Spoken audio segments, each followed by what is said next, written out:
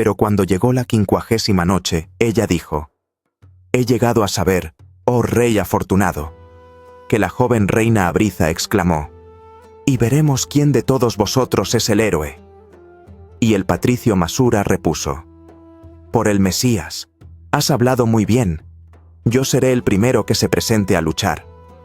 Ella dijo: «Pues aguarda que vaya a avisarle y a saber su respuesta. Si acepta, así se hará. Si se niega, será de todos modos el huésped protegido». Y Abriza se apresuró a ir en busca de Sharkan, y le puso al corriente de todo, excepto de quién era ella. Y Sharkan comprendió que había juzgado mal al dudar de la generosidad de la joven, y se reconvino mucho, y con doble motivo por haberse equivocado al juzgar a la joven, y por haberse metido imprudentemente en medio del país de los rumís. Y después dijo: «Oh mi señora, no tengo la costumbre de combatir contra un solo guerrero, sino contra 10 a un tiempo, y de esa manera pienso entablar el combate». Dijo, y se puso en pie de un salto, y se precipitó al encuentro de los guerreros cristianos. Y llevaba en la mano su alfanje y su escudo. Cuando el patricio Masura vio que se acercaba Sharkan, saltó sobre él de un brinco, y le atacó furiosamente. Pero Sharkan paró el golpe que se le dirigía, y se lanzó contra su adversario como un león. Y le dio en el hombro un tajo tan terrible, que el alfanje salió brillando por la cadera, después de haberle atravesado el vientre y los intestinos. Al ver esto, el valor de Sharkan creció considerablemente a los ojos de la reina, que pensó: «He aquí el héroe con quien habría podido luchar en el bosque». Después se volvió hacia los soldados, y les dijo: «¿Qué esperáis para proseguir el combate? ¿No pensáis vengar la muerte del patricio?». Entonces avanzó a grandes pasos un gigante de aspecto formidable, y cuya cara respiraba una gran energía. Era el propio hermano de Patricio Masura, pero Sharkan no le dio tiempo para más, pues le dio tal tajo en el hombro, que el alfanje salió brillando por la cadera, después de haber atravesado el vientre y los intestinos. Entonces avanzaron otros guerreros, uno a uno, pero Sharkan les hacía sufrir la misma suerte, y para su alfanje era un juego el hacer volar sus cabezas. Y de ese modo mató a 50. Cuando los otros 50 que quedaron vieron la suerte que habían corrido sus compañeros, se reunieron en una sola masa, y se precipitaron todos juntos contra Sharkan, pero esto los perdió. Sharkan los esperaba con toda la bravura de su corazón, más duro que la roca, y los trilló como se trillan los granos en la era, y los desparramó a ellos y a sus almas para siempre. Entonces la reina Abriza gritó a sus doncellas: «¿Quedan más hombres en el monasterio?». Y ellas contestaron: «No quedan más hombres que los porteros».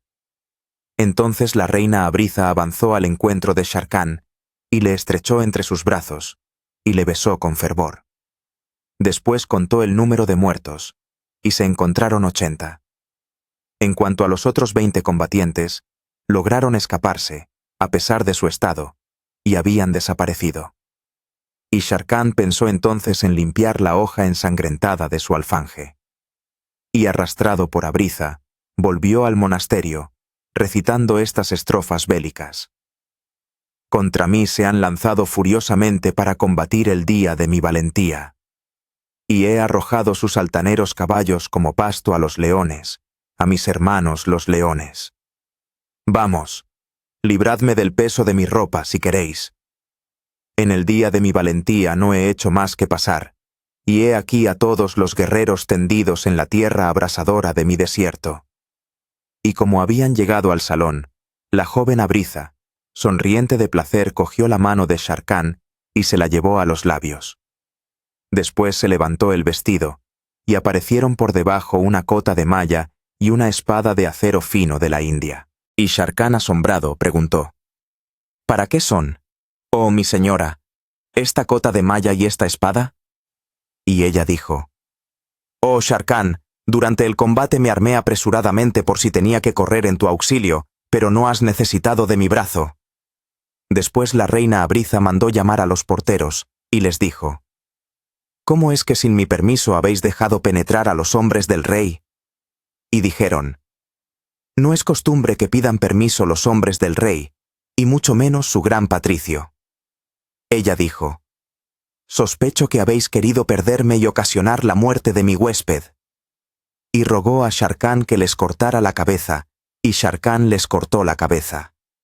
Entonces la reina dijo a sus esclavas: «Merecían un castigo más duro». Después se volvió hacia Sharkan y exclamó: «He aquí, oh Sharkan, que voy a revelarte lo que ha estado oculto para ti hasta ahora». Y dijo así: «Sabe, oh Sharkan, que soy la hija única del rey griego Jardobios, señor de Caisaria, y me llamo Abriza. Y tengo por enemiga inexorable a la vieja madre de todas las calamidades, que ha sido la nodriza de mi padre, y es muy temida y atendida en palacio. Y la causa de esta enemistad entre ella y yo es una causa que me dispensarás que te cuente, pues intervienen unas jóvenes en esta historia, y ya conocerás con el tiempo todos los pormenores. Así es que la madre de todas las calamidades hará cuanto pueda para perderme, sobre todo ahora que he sido la causa de la muerte del jefe de los patricios y de los guerreros. Y dirá a mi padre que he abrazado vuestra causa.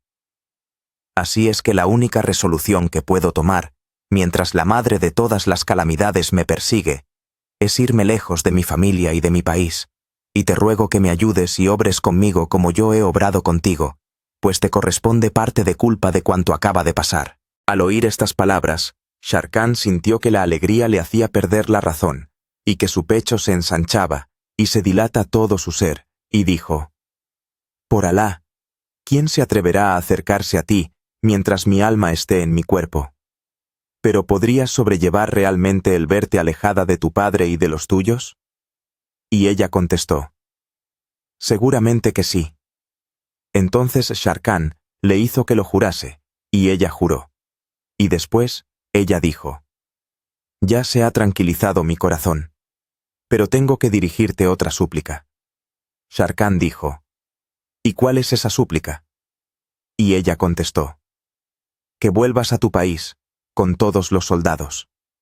Pero él dijo: «Oh señora mía, mi padre Omar al-Nemán me ha mandado a este país de los rumís para combatir y vencer a tu padre, contra el cual nos ha pedido auxilio el rey Afridonios de Constantinia. Pues tu padre ha mandado confiscar un navío cargado de riquezas, entre ellas 3 gemas preciosas que poseen admirables virtudes». Entonces Abriza contestó: «Tranquiliza tu alma y endulza tus ojos, porque he aquí que voy a decirte la verdadera historia de nuestra hostilidad con el rey Afridonios. Sabe que nosotros los griegos celebramos una fiesta anual, que es la fiesta de este monasterio. Y cada año, en igual fecha, acuden aquí todos los reyes cristianos desde todas las comarcas, así como los nobles y los grandes comerciantes. Y también vienen las mujeres y las hijas de los reyes y de los demás. Y esta fiesta dura 7 días completos. Ahora bien, cierto año fui yo una de las visitantes, y aquí estaba también la hija del rey Afridonios de Constantinia, que se llamaba Safía, y es ahora concubina de tu padre, el rey Omar al-Nemán, y madre de sus hijos. Pero en aquel momento era todavía doncella. Cuando terminó la fiesta y llegó el 7º día, que era el día de la marcha, Safía dijo: «No quiero volver por tierra a Constantinia, sino por mar». Entonces le prepararon una nave, en la cual se embarcó con sus compañeras, y mandó embarcar todas las cosas que le pertenecían, y se dieron a la vela, y zarparon. Pero apenas se había alejado el navío, se levantó viento contrario, que hizo desviarse a la nave de su ruta. Y la providencia quiso que hubiera precisamente en tales parajes un gran navío lleno de guerreros cristianos de la isla de Kafur, en número de 500 afranjí, y todos estaban armados y forrados de hierro, y sólo aguardaban una ocasión como aquella para lograr botín, pues desde hacía tiempo que andaban por el mar. De modo que en cuanto vieron el navío en que estaba Safía, lo abordaron, le echaron los garfios y se apoderaron de él. Después se dieron de nuevo a la vela llevándolo a remolque. Pero levantó una furiosa tempestad que los arrojó a nuestras costas, desamparados. Entonces se arrojaron sobre ellos nuestros hombres, mataron a los piratas, y se apoderaron a su vez de las 60 jóvenes, entre las cuales se encontraba Safía.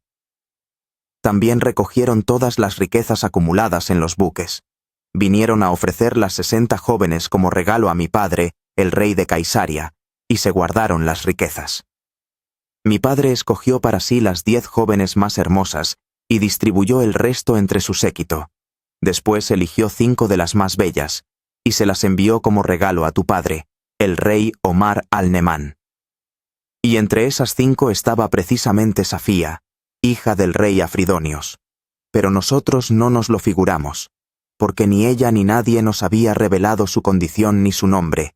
Y he aquí, oh Sharkan, cómo Safía llegó a ser concubina de tu padre, el rey Omar al-Nemán, y además le fue enviada con otros muchos regalos, como sederías, paños y bordados de Grecia. Pero a principios de este año, el rey recibió una carta del rey Afridonios, padre de Safía, y en esta carta había cosas que no te sabría repetir, pero decía lo siguiente: Hace 2 años que cogiste a unos piratas 60 jóvenes, una de las cuales era mi hija Safía. Hasta ahora no me he enterado, oh rey Jardobios, porque nada me has dicho. Esto es la mayor ofensa y el mayor oprobio para mí y alrededor de mí. Por lo tanto, en cuanto recibas mi carta, si no quieres ser mi enemigo, me devolverás a mi hija Safía, intacta e íntegra. Si demoras su envío, te trataré como mereces, y mi cólera y mi resentimiento tomarán represalias terribles contra ti.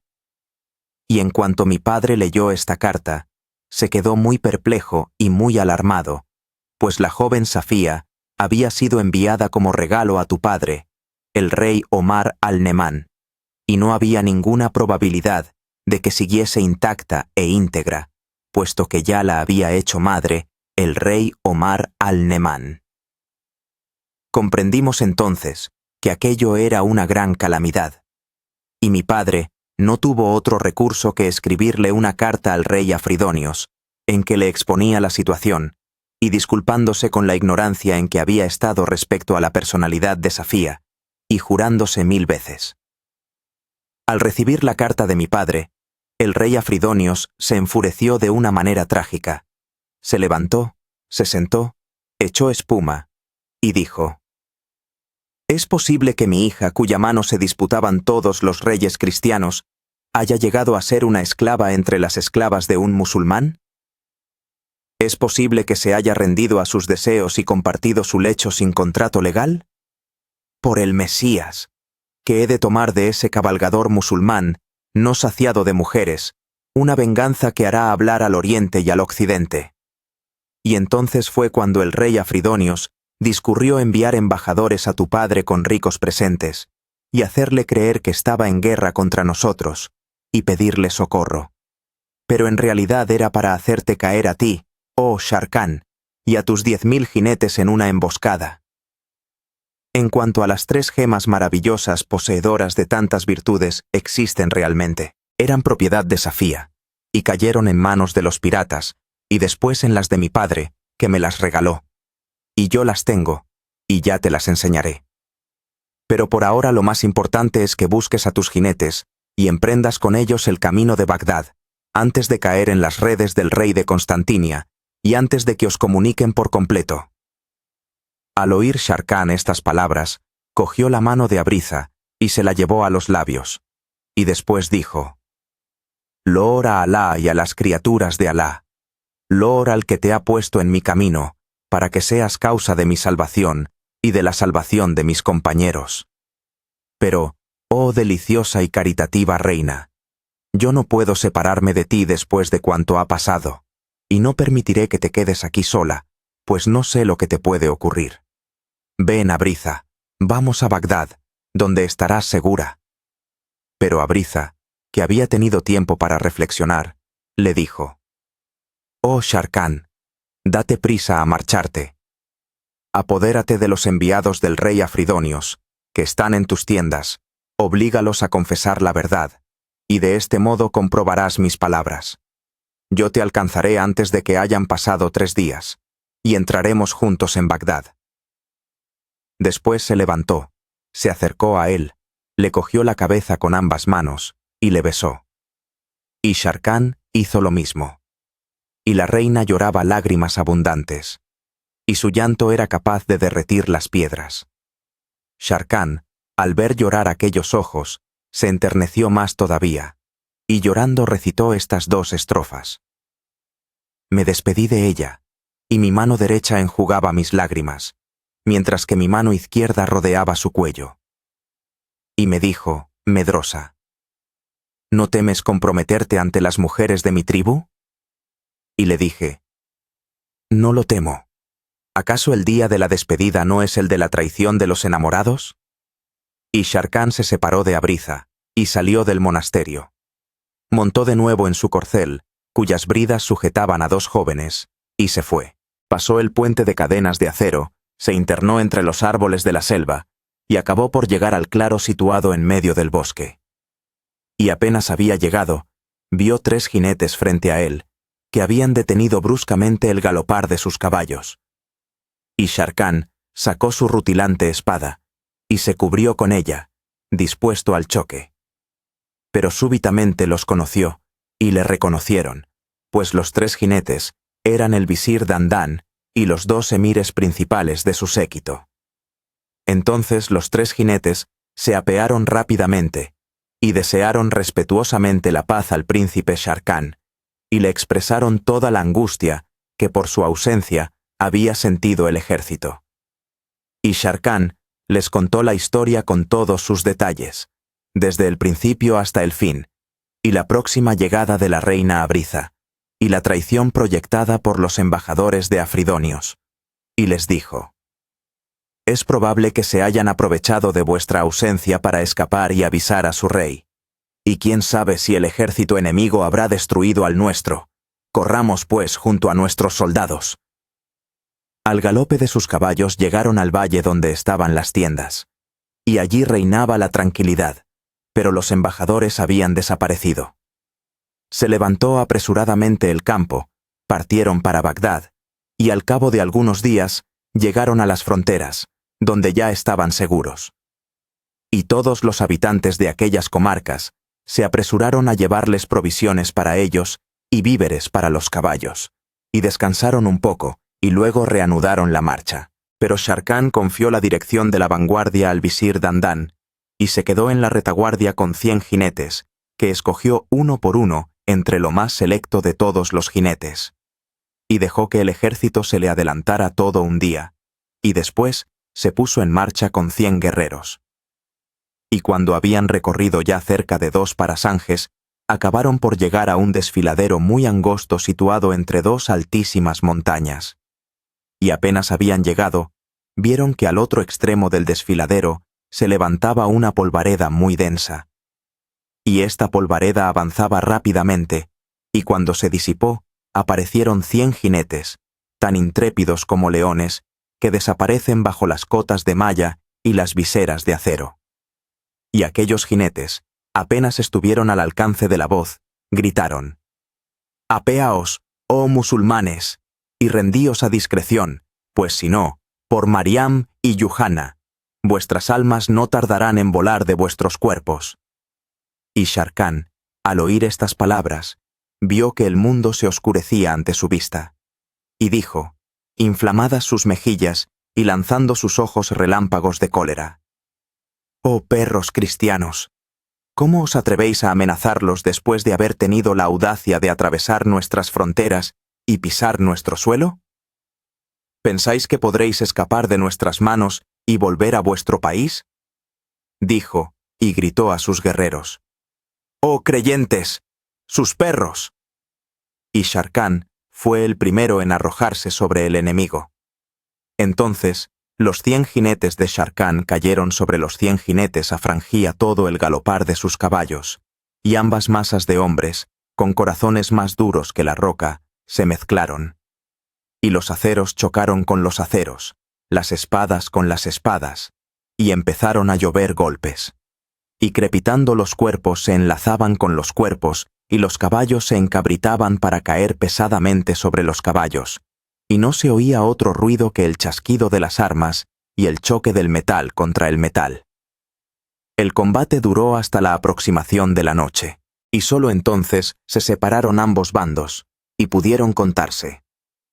Sharkan comprobó que no había entre sus hombres ningún herido grave y exclamó: «Oh compañeros, he navegado toda mi vida por el mar de las ruidosas batallas, en que chocan las oleadas de espadas y lanzas. He combatido con muchos héroes, pero no había encontrado hombres tan intrépidos, guerreros tan valerosos ni héroes tan esforzados como estos adversarios». Y los soldados de Sharkan respondieron: «Oh príncipe Sharkan, tus palabras han dicho la verdad, pero sabe que el jefe de esos guerreros es el más admirable de todos y el más heroico. Y además, cada vez que uno de nosotros caía entre sus manos, se apartaba para no matarlo, y le dejaba librarse de la muerte». Al oír estas palabras, se quedó muy perplejo Sharkan, pero después dijo: «Mañana nos pondremos en fila y los atacaremos así, pues somos 100 contra 100, y pediremos la victoria al Señor del cielo». Y confiados en esta resolución, se durmieron todos aquella noche. En cuanto a los cristianos, he aquí que rodearon a su jefe, y exclamaron: «Hoy no hemos podido dar cuenta de esos musulmanes». Y el jefe les dijo: «Pero mañana nos pondremos en fila, y los derribaremos uno tras otro». Y confiados en esta resolución, se durmieron todos también. Así es que en cuanto brilló la mañana, e iluminó al mundo con su luz, y salió el sol para alumbrar indistintamente la cara de los pacíficos y de los guerreros, y saludó a Mahomed, ornamento de todas las cosas bellas, el príncipe Sharkan montó en su caballo, avanzó entre las dos filas de sus guerreros, y les dijo: «He aquí que nuestros enemigos están en orden de batalla. Lancémonos, pues, sobre ellos, pero uno contra uno. Por lo pronto, que salga de las filas uno de vosotros e invite en voz alta a uno de los guerreros cristianos a combate singular. Después cada cual afrontará a su vez la lucha de este modo». Y uno de los jinetes de Sharkan salió de las filas, espoleó a su caballo hacia el enemigo, y gritó: «Oh todos vosotros, ¿hay en vuestras filas algún combatiente, algún campeón bastante intrépido para aceptar la lucha conmigo?» Apenas había pronunciado estas palabras, salió de entre los cristianos un jinete completamente cubierto de armas y de hierro, y de seda, y de oro. Montaba un caballo alazán. Su cara era sonrosada, con mejillas vírgenes de pelo. Llevó su caballo hasta la mitad de la liza, y con la espada levantada se precipitó contra el campeón musulmán, y de un rápido bote de lanza le hizo perder los arzones y le obligó a rendirse al enemigo. Y se lo llevó prisionero, entre los gritos de victoria y de júbilo que lanzaban los guerreros cristianos. Enseguida salió de las filas otro cristiano y avanzó hasta la mitad de la liza, al encuentro de otro musulmán que ya estaba en ella y que era el hermano del prisionero. Y ambos campeones trabaron la lucha, que no tardó en terminar con la victoria del cristiano, pues aprovechando un descuido del musulmán, que no había sabido resguardarse, le dio otro bote de lanza, que le derribó, y se lo llevó prisionero. Y así siguieron midiendo sus armas, y cada vez se terminaba la lucha con la derrota de un musulmán, vencido por el cristiano. Y así fue hasta que cayó la noche, quedando cautivos 20 guerreros musulmanes. Sharkan se impresionó mucho al ver este resultado, y reunió a sus compañeros, y les dijo: ¿No es verdaderamente extraordinario lo que nos acaba de ocurrir? Mañana avanzaba yo solo frente al enemigo, y provocaré al jefe de esos cristianos. Y luego de vencerle, averiguaré la razón que le ha movido a violar nuestro territorio y a atacarnos. Y si se niega a explicarse, lo mataremos. Pero si acepta nuestras proposiciones, haremos las paces con él. Y tomada esta resolución, se durmieron todos hasta por la mañana. Y llegada la mañana, Sharkan montó a caballo y avanzó solo hacia las filas de los enemigos. Y vio avanzar, en medio de 50 guerreros que se habían apeado, a un jinete, que no era otro que el jefe de los cristianos en persona. Llevaba pendiente de los hombros una clámide de raso azul que flotaba por encima de la cota de malla.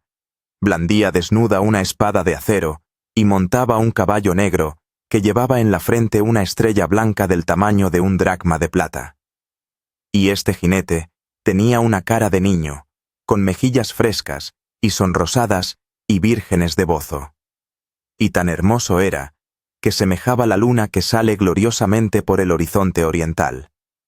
Y cuando estuvo en medio de la liza, este joven jinete se dirigió a Sharkán, y en lengua árabe, con el acento más puro, le dijo: «Oh Sharkán, oh hijo de Omar al-Nemán, que reina en los pueblos y en las ciudades, en las plazas fuertes y en los castillos, prepárate a la lucha, porque será muy dura.